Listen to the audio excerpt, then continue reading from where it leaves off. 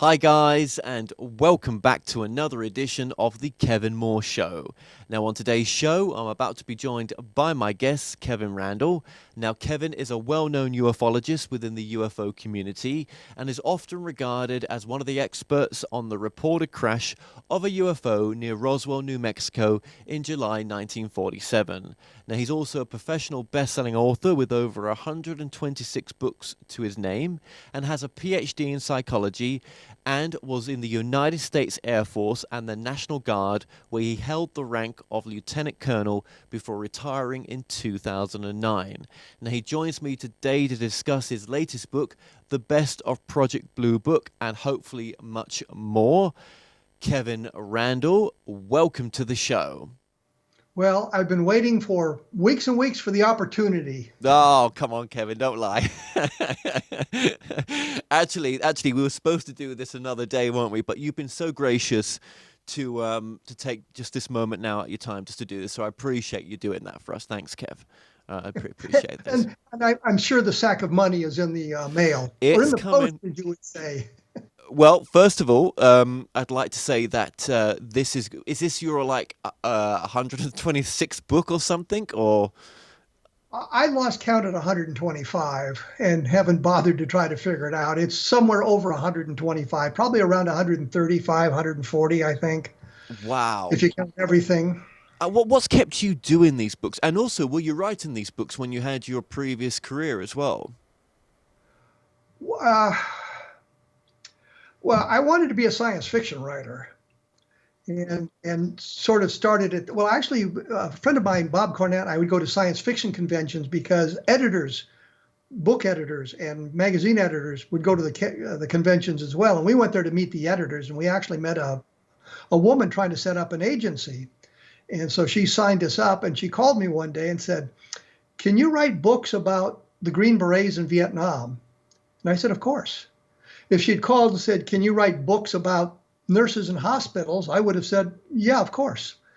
Wanted to be a writer, and this was our way of getting in. So once we started doing those books, Bob and I started doing those books, we were able to morph it into the science fiction. But I'd always had an interest in UFOs, and actually the first publications that I broke into were UFO publications, Argosy magazine, Saga magazine, those kinds of things in the mid 1970s. So I was doing a lot of UFO stuff. And so I at one point decided I would combine all those articles from the magazines into a single book, which came out in 1989. And from there, the UFO thing took off. So I've done 27 or 28 books on UFOs. And what's the other sort of books been on as well? Is that science fiction? I've done science fiction. I've done action adventure. Oh, I've right. done I did a murder mystery. I've done a little bit of everything there. So I've done nonfiction, I've done fiction, I've done Mhm. science fiction. I'm just kind of all over the place. And what's your favorite type of book to write?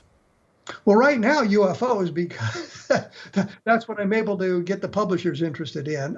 My last science fiction book came out in 2004, 2005, I think it was. And from that point on, I keep getting locked into doing these UFO books because the publishers keep saying, "Well, can you do a book about this?" And not being stupid, I say, "But of course." And so I kept doing additional UFO books, which I'm doing. I mean, the research is a lot of fun. Yeah, absolutely. And have you done many self-published books or?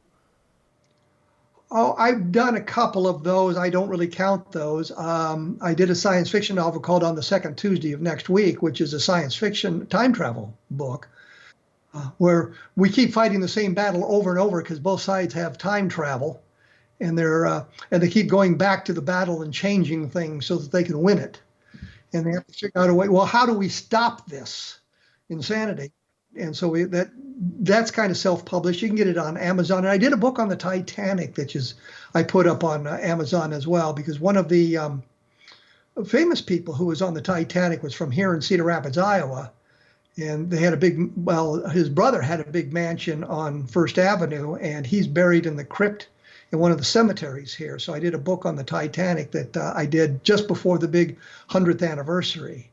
So uh, So there's a couple of self-published things in there, but when I count the books, I think only those that came out from publishers who actually paid me money to publish them. Yes, yes, yes. No, absolutely. Now, your previous career was? Which one do you want? Well, let's go to the military one. I, right out of high school, because the United States Army at the time said, we will teach high school graduates how to fly helicopters. So I said, that sounds good to me. And we were in the middle of the Vietnam War at the time, and I figured by the time I got through flight school, the war would probably be over. I miscalculated. And so I did 4 years in the Army on active duty, was discharged. After a tour in Vietnam, I was a helicopter pilot, aircraft commander. Got about 1,200 hours of combat flight time. Blew a helicopter up on a landmine, as a matter of fact. Maybe the only person who ever done that, blew up a helicopter on a landmine. And for those of you who don't believe this story, because there's a lot of guys out there claiming Vietnam stories, if you go to the 187th Assault Helicopter Company, 187th AHC, and you look at the unit history and go to May of 1969, you'll see there, I think it's May 16th is when I blew up the helicopter. So you can see actual documentation that happened. But I went to the University of Iowa. They said, the ROTC people, our Air Force ROTC said, because I was a ward officer as opposed to a commissioned officer, ward officers are now commissioned, but at the time they weren't, they were appointed. I could go to ROTC, and once we were done with that, they would give me a jet to fly, and they lied about that.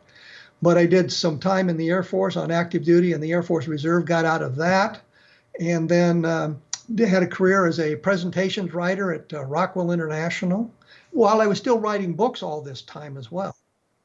And then after 9/11, I got into the Iowa National Guard and had a tour in Iraq, and just finished out you needed 20 years for retirement, and I was able to get 22 in, so that I retired, and they send me money every month for not showing up. Well, hey, you've earned it. Do you know what I mean? And this plays greatly into the UFO field, because it's people like you that, in the end, those who are not telling the truth find it a difficult time to kind of circumnavigate around. Do you know what I mean? Because you do go and look for their DD 214s. You do go and look for their background and double check whether their certificates are real or have been falsified or carefully changed. Well, the thing is, I had believed people when they would tell me, well, I was a Vietnam veteran, I was in the Air Force, I did this, that, and the other thing. And then I read a book called Stolen Valor, and it was about all these people claiming to be Vietnam veterans who were not. And I was absolutely stunned by that. And so I began to reevaluate some of the things that we were doing in the investigation.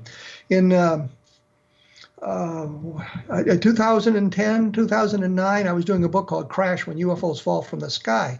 And one of the stories I wanted to include was this story of Robert Willingham, who said he was a retired Air Force colonel, and he'd been involved in a crash retrieval in the Del Rio area he said originally 1948. And so with the internet available, I thought, well, let's see what's new about it. And I found a different version of the story. And then I began looking at that. I went back and I found in Len Stringfield's Crash Retrievals, one of his books, he had the story there, but it was from 1948, not 1950. And so I tried to get his Willingham's DD Form 214, because everybody thought he was a retired colonel. Nobody had ever checked. And I got his documentation from St. Louis, where the military archives are, from the National Archive. And it said he'd been in the Army for 13 months. He is technically a veteran of World War II, because the war was not officially declared over until 1946. He joined the Army in December of 1945. So all the shooting was over. The Germans and the Japanese had surrendered, and nobody was fighting anymore. So he's technically a veteran of World War II. But I couldn't find anything else. He rose to the rank of E4, not a very high rank at all. A low-ranking enlisted man. And some people said, well, how do you explain the pictures of him in uniform that are clearly from the 1960s, wearing an Air Force uniform? And I said, yeah, that's a good question. And they sent me copies of the picture. Well, the Air Force in the United States has something called the Civil Air Patrol. It's an official auxiliary of the United States Air Force. It's all civilians, wear Air Force uniforms, but they're modified. Instead of having the U.S. insignia on the lapel, it says CAP. And they wear a little breastplate, a metal plate that says Civil Air Patrol, official auxiliary of the United States Air Force. He was in the Civil Air Patrol. It's not the same thing at all. It's completely civilians. Civil Air Patrol performs a wonderful service because they're engaged in search and rescue operations, so that if an airplane disappears, rather than expending a great deal of military resources looking for it, the Civil Air Patrol is called in, and they're the ones who have practiced this. They've participated in literally thousands of searches for aircraft that have disappeared or vanished, and had great success in finding the wreckage of those airplanes. So they perform a wonderful service. So I don't mean to malign the Civil Air Patrol. It's just this guy tried to co-opt his Civil Air Patrol service, claiming, well, I was an Air Force fighter pilot. Well, he wasn't. And you see the pictures. I noticed that he was wearing Civil Air Patrol ribbons on his uniform, as well as military decorations, by the way, he did not earn. And I know that in the Civil Air Patrol, the uniform, you're allowed to wear the military decorations you've earned in the service, as well as your Civil Air Patrol ribbons, but it doesn't work the other way. You can't wear your Civil Air Patrol ribbons on an Air Force uniform. So clearly he's wearing a Civil Air Patrol uniform in the photographs, and could find absolutely nothing to suggest that he had served beyond those 13 months. And that kind of got me started in vetting all these people who were claiming to have military backgrounds, because there's ways to vet that information. And often when you catch them, they say things, well, I was involved in covert operations and my records have been changed. No, I don't think so. And they say, well, I have these awards that I earned in these covert operations, but since the operation is classified, the award is classified. No, it doesn't work that way. The details may not be in the award citation, but there'll be an award citation. The citation is not classified. So we began to look at all of that stuff, and I think that is something that I think more people are doing now, looking to vet these people. I know Don Ecker, for example, does that quite a bit too. When somebody tells him something like that, he tries to vet the background of the person telling the story. And it goes to educational background as well. People claiming degrees they did not earn, going to schools they did not attend, and all kinds of things. And there's a lot of that going on. And I think it's not just in the UFO field. And I hesitate to say this. Tom Harkin, who was a senator from Iowa, claimed to be a Vietnam veteran on his Senate biography. And it turned out he was a Vietnam era veteran. And he changed his Senate biography for that. And I say that because there was a ceremony held in Iowa where I was awarded a Bronze Star Medal for service in Iraq, and Tom Harkin was the one that pinned it on. So I always hesitate to say that, but the point simply is, here's a politician who claimed military service. He was in the Air Force and he was a pilot, but he did not serve in Vietnam. There was a judge in Illinois who claimed to have earned the Medal of Honor, and it turned out he made the whole thing up. Well, let me just ask you there. You mentioned the word era veteran. Just describe what an era veteran is for those who may not know. Well, a Vietnam veteran is a guy, and I say guy because there were not that many women that served in Vietnam, and the vast majority of those were nurses, and glory be for them. I mean, they performed a marvelous service and deserve everything they get because of their bravery.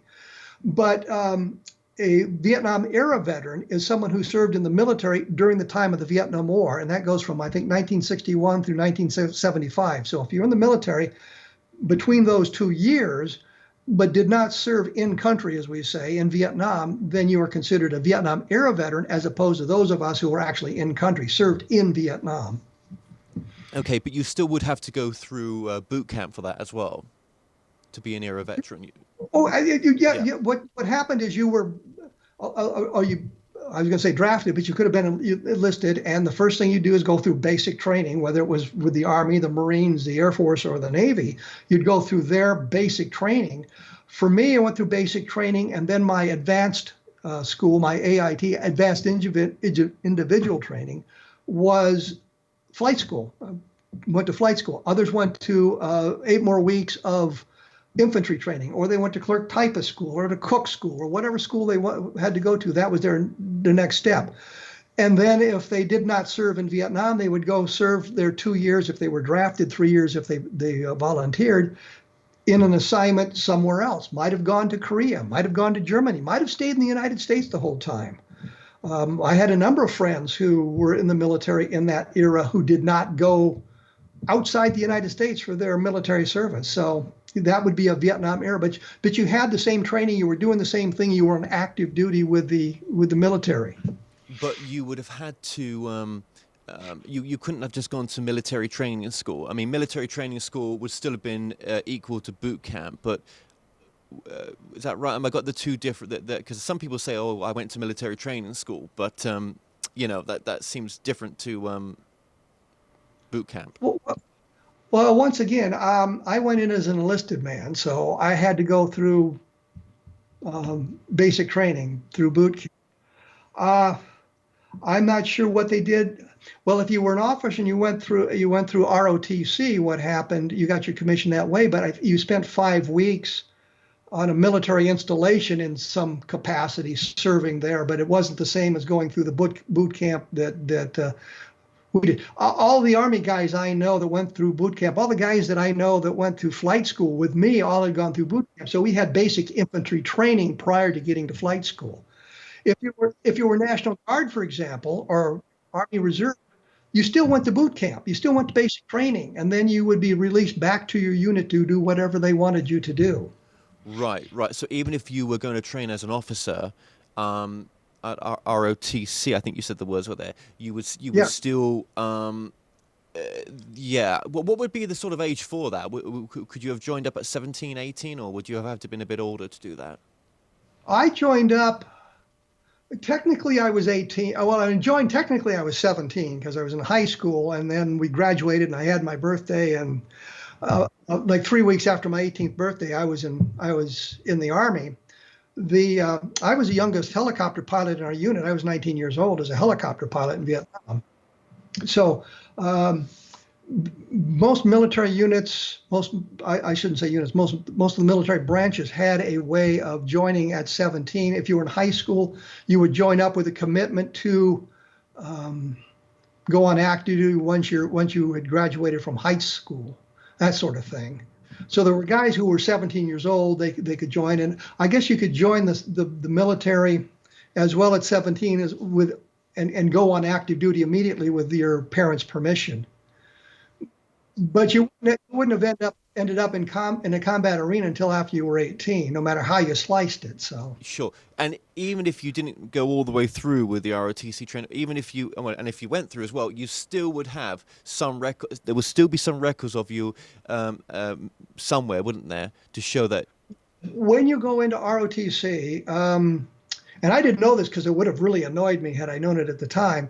I had been, of course, in active duty Army as a chief warrant officer, and then I had been in the Iowa National Guard as a chief warrant officer. And when I went into ROTC, I had to end that commitment and was brought into the Air Force Reserve.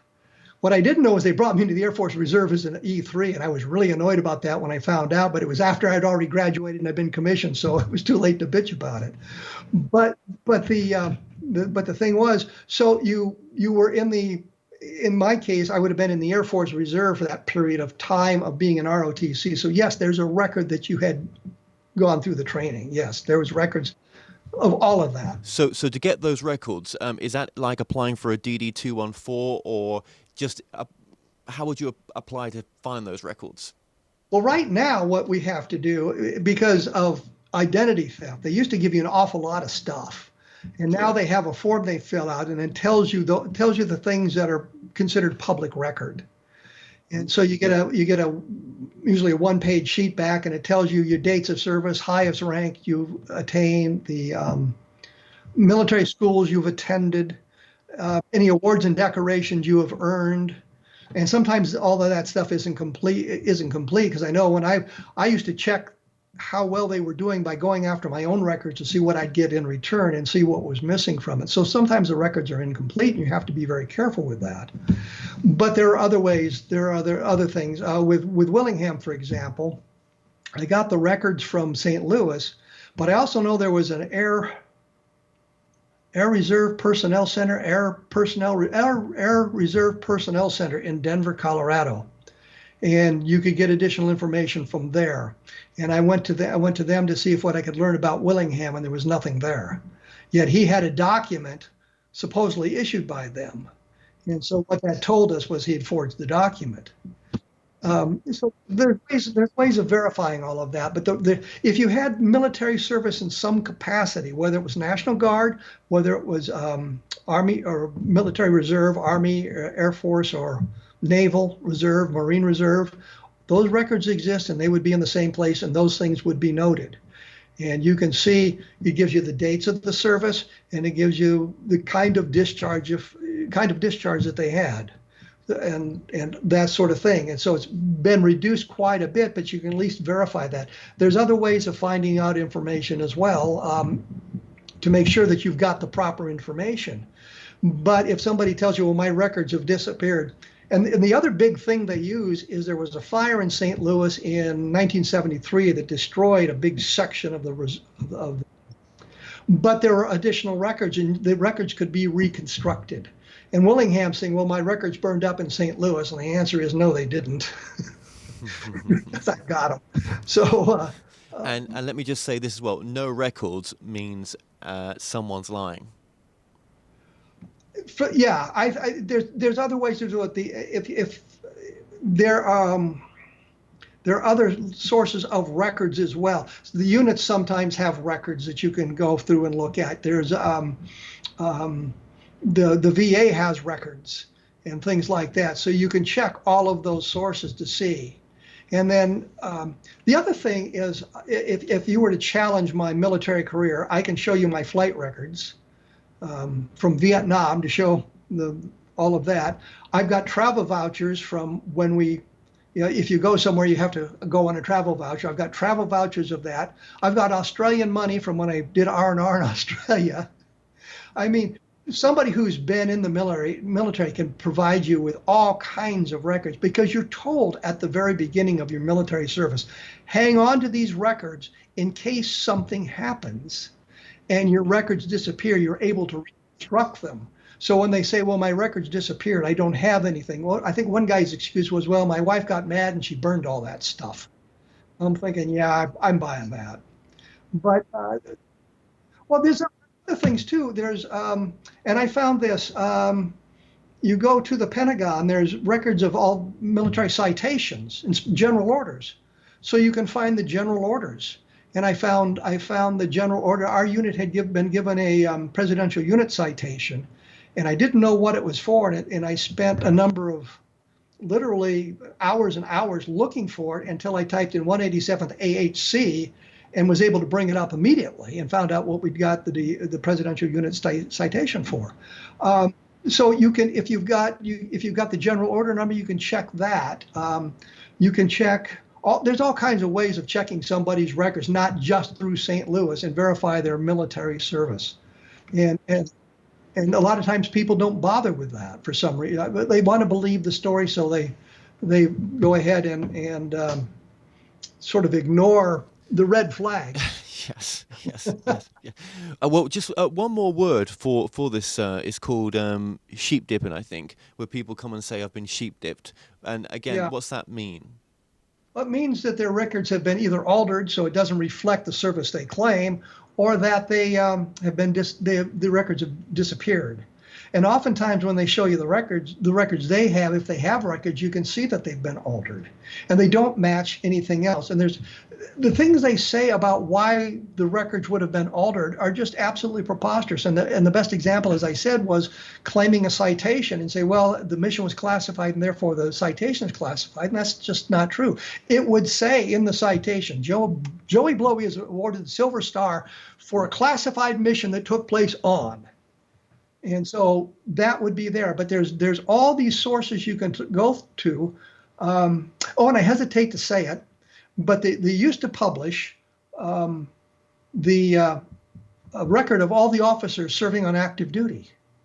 And you could go find those books and you could go through and see if a guy claim of active duty is true. And again, the way I've done that, I went and looked to see if I was in the book, and I am. I've found a number of books, a number of people. We were looking for Robert French, and he finally appears in the Air Force records as a major, which means he was involved in intelligence prior to that. but he does show up in the record. So I was able to verify his record. We had another guy named, his last name was Lovejoy. His first name escapes me at the moment, but we couldn't find a record for him. And I found him in those books as a lieutenant colonel, just as his family had said, and just as he had said, he had retired as lieutenant colonel. I found his name in those books. And the one that really was fascinating was I looked up the officers on active duty for 1877, and it listed all the guys killed at the Little Bighorn, having been killed in action, and you had a whole list of the officers killed at the Little Bighorn. And for my Lakota friends, that would be the Battle of the Greasy Grass. Well, Kev, you are a guy that really does dig deep and actually, doesn't do armchair research, actually goes out there as well and goes to some of these bases and places and, does the research. And I know you've been doing it for so many years right now. And this leads us up to your latest book, The Best of Project Bluebook. Yep, there it is, and it's coming up on the screen as well. What led you to write this book? I mean, what was the emphasis for it? I did a book a couple of decades called Project Bluebook Exposed. And I went through the Project Bluebook records and looked at some of the cases they had in there that their explanations didn't make sense, and kind of looked at it from a more dispassionate point of view. And I've been wanting to do something with Project Bluebook because some of the cases are really neat in Project Bluebook. And I thought if I could put something together going through the Bluebook files, but then bringing in information that was not available for the people at Project Bluebook, but is available to those of us today, it would change the complexion of the case. And the best example of this is the Levelland sightings from November of 1957. Levelland, Texas being, for those of you who want to find it on a map, it's just west of Lubbock, Texas. Lubbock you'll find because that's a big city, and it's about 3 hours by car to Roswell from Levelland.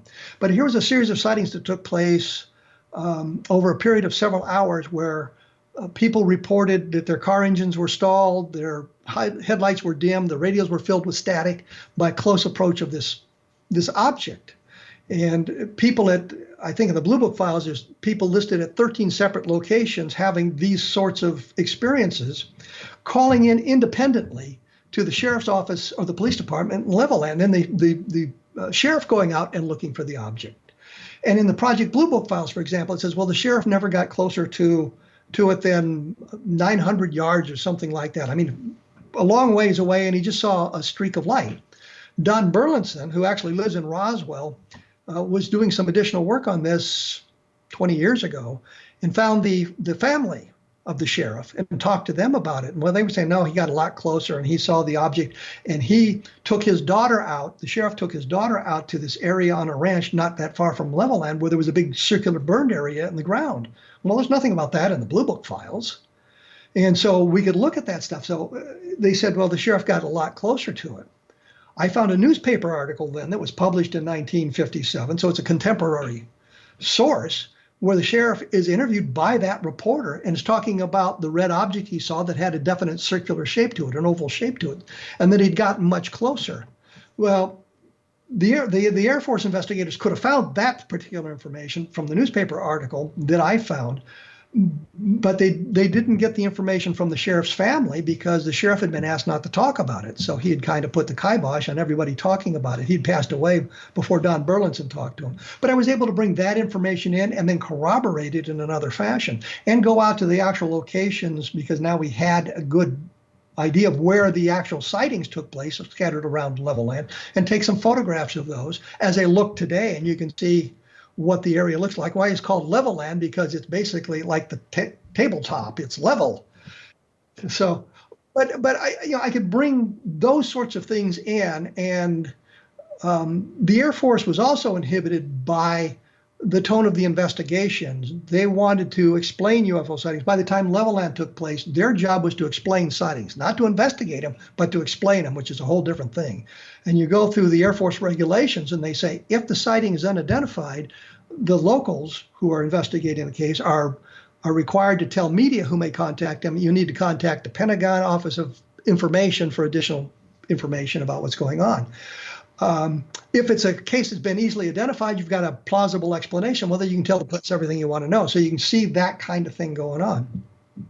So by doing this book and bringing in additional information that I was able to find today. Well, another example with the Levelland sightings, there was sightings at White Sands Missile Range, which is probably 4.5 hours from Levelland, earlier or later in the morning, and then that evening. And I actually was able to interview one of the guys who was involved in those sightings at White Sands, so I could bring that data into the book as well, where the Air Force separated into two separate sightings. And it was clear that the Air Force had little respect for the military police at White Sands, because the officer who wrote the reports was talking about, well, they're just kids, they're 20, 21 years old. And I'm thinking, yeah, 19 years old, I'm an aircraft commander in Vietnam.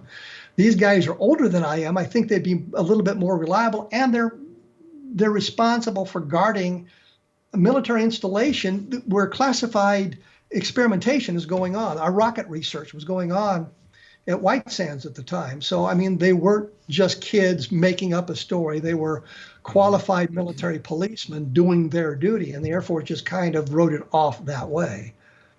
Well, look, as we do this interview, the Tic Tac video has just been announced that it is from the Pentagon, and it was a genuine video.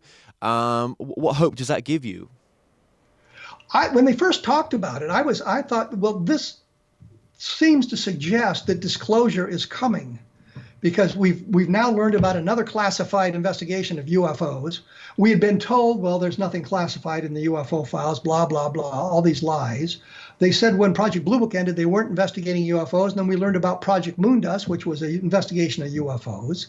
When the name was compromised, and we asked for the additional name, they said, well, it has a new name, but the name is properly classified. So we know that there was investigation going on. When they came out with the first of the Nimitz videos, the Tic Tac, I thought this suggested that we were moving a little bit closer to disclosure, because here is information that wasn't readily available to the public, and it's been disclosed. But then there was all this other nonsense that circulated around it. Was the guy Alessandro, was he really who he said he was? Was he the director of this project? Was it something else? Was he just a name on a distribution list? And the Air Force or the Navy saying various things about it, the Pentagon saying various things. So they seem to be moving away from it. And now, just recently, they've come out and said, well, yeah, that was formerly classified Navy footage. We don't have any more footage, as near as I can tell, but we do have that footage. But the world situation has changed radically, as we all know, in the last few months. And these sorts of things have taken sort of a back burner. So I think we've taken the steps back from disclosure that I thought we had taken earlier in this year and earlier and last year as well. I think we've moved away from that a little bit now. Well, it's true what you say when you just said there, the video that we have seen. What parts of that video are still, not going to be disclosed? What parts are still classed as, top secret? Was there contact made in any way? Do you know what I mean? Even if it was just through whatever, basic means, because they talk about there's a whole fleet over there. So what else did they actually really see? And is that the only encounter? The other encounters probably as well. Now, there's talk about the Tic Tac video being some kind of a technical glitch in the camera systems on board the fighter planes. And that may well be true, but I just don't really buy it. But we've seen those sorts of things. I don't know how many UFO pictures I've seen that are lens flares being passed off as UFOs. One woman called me one day and said that she had spent 2 hours filming a UFO one evening, late or early one morning, and she said it faded away when the sun came up. And I'm thinking, yeah, did it really fade away, or did it set with the sun, and is it called Venus? And she said, she said it looked like the Batman signal, and a circular thing with kind of the Batman-like image in it. Turns out that is a when you open the aperture on a video camera, that era of video camera, as wide as she did, you bring in a lot of light and you get this circular image with these Batman-like symbols on it. So it was an artifact introduced by the camera, and you wouldn't ever see it because you're usually filming in daylight. You usually don't have the aperture wide open. Often you do, but you're still filming in daylight. So that sort of artifact isn't there. But if you're filming at night and you're trying to film an object in the sky, then you get that kind of an artifact. And so you have to look at those sorts of things too. And we really need to see more of the video. We really need to see more of the video so we can understand what's exactly going on. But clearly it was, and it may be classified, as you say, it may be classified because there's additional information about some kind of contact, or it may be classified because it would reveal to our competitors in the world, and I won't mention any names, China, classified information about how these systems work. Absolutely. It could be a number of things. And I don't think there's really that much good evidence out there of genuine, genuine sightings in a sense. I think there's, there really isn't that much to prove it to the scientific community yet. But that Tic Tac is a good one. Well, I wonder about that because I've talked to scientists about this, and what do you take? And some of them are just completely unreasonable. Well, you have to have a craft and bodies. Why? What if I have metal that's clearly not available in our technology? What if I have a sighting in which we have reliable observers seeing the thing on the ground, it leaves landing traces as it takes off, and we have a good radar track and photographs? I mean, we have a sighting that has multiple chains of evidence. So we've moved it from anecdotal testimony into the realm of scientific observation, merely because of the number of people involved and the kinds of evidence we could gather. In, I think it was 1803, the French Academy of Science says, well, rocks don't fall from the sky. And a year later, there was a meteor fall in France, and scientists went out and investigated it, and he picked up the rocks, and it were kind of rocks that were not readily available in that era. There'd been a survey for some bizarre reason of all the mineralogy in that area 2 or 3 years earlier, so they could compare what they were able to recover with what had been there before. And they had the testimony of various people saying exactly what they had seen. And so you move the idea of somebody seeing something fall from the sky and picking it up and saying, this fell out of the sky, to scientific observation. The scientist wasn't there to make the observation. He relied on the testimony of the witnesses there and the physical evidence he recovered. And we now know that rocks do fall from the sky. And I'm thinking if we have a UFO case which has these elements, these multiple chains of evidence, we've moved it out of the anecdotal into the scientific. And what I find most disturbing is an awful lot of times the scientific community just rejects out of hand the evidence by saying, well, that's nothing but anecdotal, or it was improperly gathered, or we don't know what was there before. Or the witnesses are embellishing what exactly they had seen. There was an experiment conducted by a couple of clowns in New Jersey, and I say clowns meaning guys who wanted to prove that UFO witnesses and investigators were credulous. They would make all kinds of observations, and they launched weather balloons with flares attached to them. And you go back and you look, you see the witness testimony. And the one that I remember was on Fox News, and it seems like the red light is flashing. And the anchor says something about, well, you can see it's flashing there. And the witness said, no, it's passing behind trees. The leaves were all gone, so you can see through the trees, and the flashing was caused by the branches of the trees. I mean, that was the level of observation by the witnesses. She was competent enough to realize what was going on. These guys then, when they weren't getting what they wanted, Mark D'Antonio, who was the MUFON, still is the MUFON investigator for photography, the number one guy in that, said originally that he thought it was either Chinese lanterns or railroad flares. Police officer who was involved said, I believe it was railroad flares. So the witnesses were identifying exactly what it was. The two clowns who launched the weather balloons discovered they weren't getting the information they wanted, so they injected themselves into the experiment. Say, well, we saw it close to the ground. We were going out for pizza. It came down and buzzed the top of our car.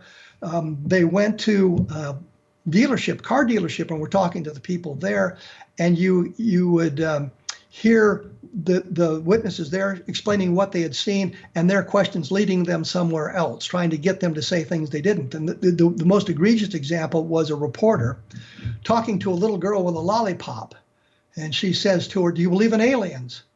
Nobody had mentioned aliens until the reporter interjected that into her tongue-in-cheek report. So we look at all of that sort of thing, and I'm thinking that that was another purpose for the Project Bluebook, was to bring all of that to the forefront, because we've got some very good sightings where we have good observation by credible people, we have landing traces, we have photographs, we have those sorts of things. In fact, the Washington Nationals, and I touched briefly on those in the book, these were the sightings over Washington, D.C. on 2 consecutive Saturday nights in July of 1952, which gave rise to what is my favorite headline of all time in a newspaper. It said, "Saucers swarm over Capitol." I'm thinking that's out of a science fiction movie if I've ever seen one. But I was able to find 2 of the guys who were in the radar room on the second night, Dewey Fournay, who was the Pentagon liaison officer of UFOs, and Al Chop, who was the Pentagon spokesman on UFOs at that time. And they were in the radar room, and I had an opportunity to interview them. So their interviews are in the book, and they give me a different perspective. And I mention it that way simply because that's the name of my blog, A Different Perspective. But it gives me a different perspective of what was going on in there, because I talked to guys who were in the room. I don't have to rely on what the Air Force said about what happened in the room. I don't have to rely on what has been written about it in the past. I can go right to the guys who were in the room, and both of them told me that there was nothing in our inventory that accounted for the objects seen on the radar. And they said when the jet fighters arrived on scene, the UFOs all disappeared. And when the jet fighters left, the UFOs reappeared on the screens. They are reacting to the presence of the military aircraft. Thank you. And when did the Project Bluebook files start, and when did they finish? Technically, they began in 1947. Before there was an official project, and it was originally called Project Sign. The official start date is January of 1948, but there's information that starts in, actually, I think May of 1947 up to, and then those were incorporated into the Project Bluebook, the Project Sign files. Sign went on for a period of time. It was supposedly closed. And what they did was they just changed the name to Project Grudge and kept on investigating. So, well, we've closed our UFO investigation, and that's the end of it, but it wasn't. And then they did the same thing, I think, in 1951. They closed Project Grudge. It became Bluebook, and Bluebook lasted until 1969 when they officially closed it. Now, obviously, I'll put a link below in the description for your books, for the Project Bluebook TV show as well. I think it's about to go into its 2nd season right now. Now you've actually got all the original Project Bluebook files, I believe, on microfilm. You've actually got your own digital copies as well? I have a complete set of the Project Bluebook files on microfilm. In 1976, the Project Bluebook files were declassified and they were sent to the Air Force Archives at Maxwell Air Force Base. If you knew that, and they didn't release that information widely, but I found out, if you could go to Maxwell Air Force Base, you could go through Project Bluebook files, and Bob Cornett and I did exactly that. We did a number of magazine articles based on what we'd found there. Jack Webb, he of Dragnet fame, did a program called Project UFO in the mid-1970s, and it was going to be it was Dragnet for UFOs is what it was. And the files were moved from Maxwell to the National Archives, and Webb paid for them to be microfilmed so he could have his own copy. There's 96 rolls, and at the beginning you could buy them one each for $10. So as I was doing research and I needed a specific roll, I'd send them the money and they would send me the roll. And eventually, 25 years ago, I just got all the rest of them. So I have all 96 rolls, but I also have a digital copy. And Fold 3, I think, has an awful lot of that information as well. But it's not quite as easy to search as the digital or the microfilms. And sometimes I have to go to the microfilm so I can find exactly where to look in the digital files that I have, or the Fold 3 files, to find the specific case, because it's not as organized as well as it could have been. And how can people get access to that? Because there must be some fantastic cases in there, those files. I have here in my hand, and I hold this up because it just cracks me up. I have all the Project Bluebook files on this. On the Blue It's a 1 drive. terabyte external hard drive. It just cracks me up that I can say that. I can carry Project Bluebook around in my pocket. But you go to Fold 3, which is a website. Just type in Fold 3, and there's free access to some of the government files. There's others you have to pay for to get access to, but the Project Bluebook files are in the free access. And it's a little bit cumbersome to work, but you can still get most of the information there. But you have to get very specific or it'll lead you astray. And sometimes you spend 30, 40, 50 minutes, an hour trying to get to the one file, and then you discover 4 pages, and that's it. Do you think this will be your final book on Project Bluebook, or do you think this is case closed now for you? The book I've done after this is called UFOs, the Deep State, and the Air Force Office of Special Investigation, which relies somewhat on the Project Bluebook files, but it goes into a lot of other stuff as well that has transpired since the close of Bluebook. And I don't know. It just depends on the mood that moves me. Right now, I'm caught up in Flight 19, which is the Avenger squadron that disappeared in the Bermuda Triangle.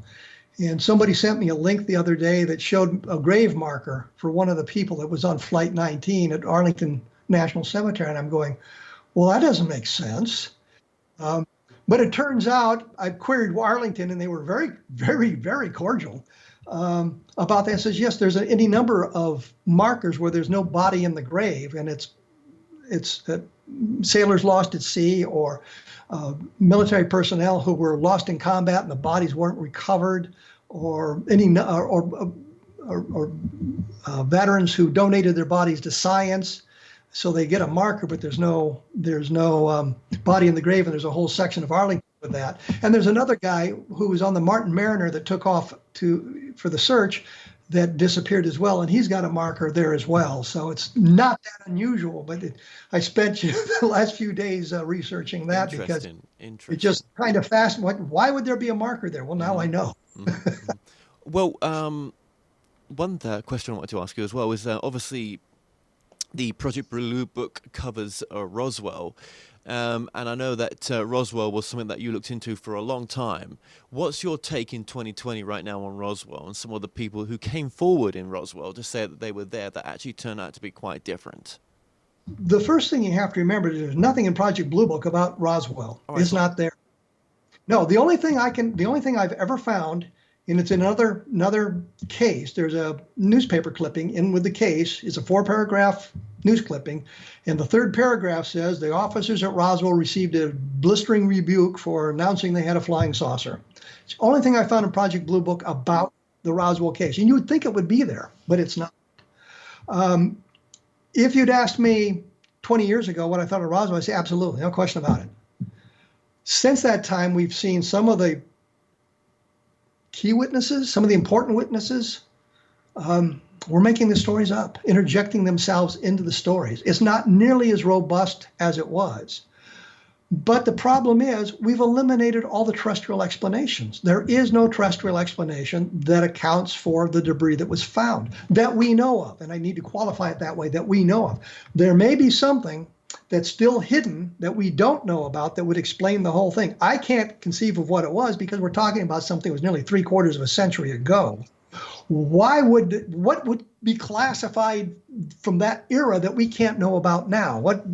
Who's going to be harmed by this information? Had the Air Force been able to find anything back in the 1990s when they did their research, they would have trotted it out. The best they could do was Project Mogul. And we know it wasn't Mogul because the documentation proves it wasn't Mogul. So we're left with that conundrum. What possibly could it be? There's some interesting testimony. Edwin Easley, and I think I'm probably the only researcher who ever talked to him. Edwin Easley was the provost marshal at Roswell. That's the chief of police, in essence, for the base. And he told me, I asked him once, are we following the right path? And he said, what do you mean? And I said, we think it's extraterrestrial. He said, well, let me put it this way. It's not the wrong path. So here's a very high-ranking officer at Roswell, very credible man, wouldn't tell me much, helped me out as much as he could, but he felt honor-bound by the oath he took back in 1947 not to really talk about it, telling me what he felt wasn't violating his oath, telling us basically it was extraterrestrial. Every member of Colonel Blanchard's staff we were able to interview, and Colonel Blanchard being the commanding officer in Roswell in 1947, every officer we were able to interview gave us clues and told us flat out it was extraterrestrial. Jesse Marcel comes to mind immediately about that, with one exception. I think it was Payne Jennings who told Ken Jeffries. Ken Jeffries had sent him a letter, and Payne Jennings wrote back and said, that's not true. It's all a bunch of garbage, and I wish you people would leave me alone type thing, which I think explains why he said that he knew the truth and he just didn't want people to bother him. But every member of the staff we were able to talk to said, yeah, that happened. We get into some of the ancillary people, lower ranking officers, some of the NCOs, some of the enlisted personnel.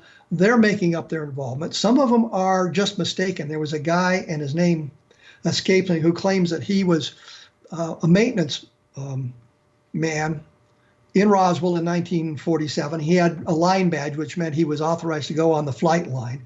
And he said he was chased off this one airplane one day by the MPs, and he couldn't understand why. But what he saw inside was this object in the bomb bay that looked like some kind of an escape pod. Well, it turns out what he was chased away from was a silver plate B-29. Silver plate B-29s had been modified to carry the atomic bomb. And in 1947, the atomic bombs looked like Fat Man. Even the size and shape was classified. He was not authorized to be in that part of the flight line because of the classified material that was there. So the MPs were right in chasing him off. And he explained exactly what he had seen, and he described it precisely. I am absolutely convinced what he saw was an MK3 atomic bomb, a mock-up of an MK3 atomic bomb. And the 509th would have been practicing with that because they were the only atomic strike force in the world at the time. So that makes perfect sense. So his story is legitimate. His observations are legitimate. But I think we have a legitimate explanation for what he'd seen. So it doesn't advance the story.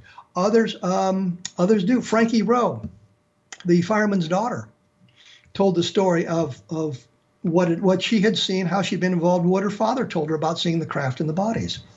And Carl Flock, who did his book, Roswell, Inconvenient Facts in the Will to Believe, he said, well, he'd talked to a fireman who'd been there in 1947. He said the fire department didn't make a run out there, so Dan Dwyer, Frankie's father, couldn't have made a run out there.